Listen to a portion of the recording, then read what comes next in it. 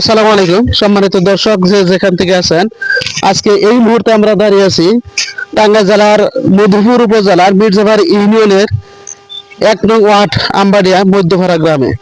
এখন আপনারা দেখতে পাচ্ছেন যে মধ্যপাড়া গ্রামের যে রাস্তাটি এখন ধনবাড়ি টু মধুপুর রাস্তাটি প্রায় প্রতিদিন ২-৩ হাজার লোক চলাচল করে, কিন্তু ভারী লোডকৃত ট্রাকের কারণে রাস্তাটি ধসে পড়েছে।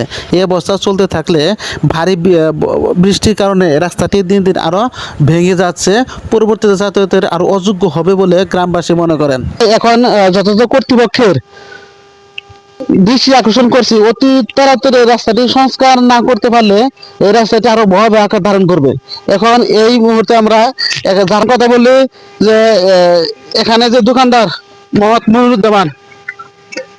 আসসালামু আলাইকুম। আমাদের এখানে কালকে রাত্রিতে একটি ভারী ট্রাক, বালুর ট্রাক, ডাম ট্রাক যাওয়ার কারণে রাস্তাটা বেহাল দশা হয়ে গেছে। আর এই রাস্তাটুকু আমি দ্রুত কর্তৃপক্ষের কাছে সংস্কারের দাবি জানাচ্ছি।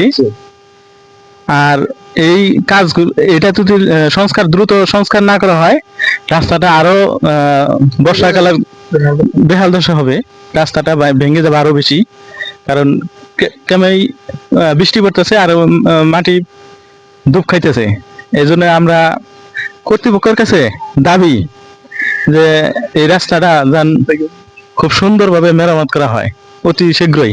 ধন্যবাদ। এখন আমরা কথা বলবো এখানে যে একটি ভ্যান নিয়ে যাচ্ছে, এই ভ্যানওয়ালা রাজু ভাইয়ের সাথে। আচ্ছা রাজু ভাই, এখানে যে দেখা যাচ্ছে যে রাস্তাটি ভাঙছে, এক্ষেত্রে তোমার মানে কিরকম লাগতেছে, বা রাস্তাটা আরো খারাপ লাগতেছে? এটা পুরো ঠিক করতে হইবে, মেরামত করতে হবে, অতি দ্রুত এটা ঠিক করা প্রয়োজন। গাড়ি আমাদের চলার সমস্যা, রাস্তাটির যে অবস্থা তাতে মনে হয় আর কয়েকদিন টিকবে, তারপর রাস্তাটি অর্ধেকের বেশি ভেঙে যাবে। এই কারণে কর্তৃপক্ষকে জানাচ্ছি রাস্তা অতি তাড়াতাড়ি মেরামত করা দরকার। ধন্যবাদ।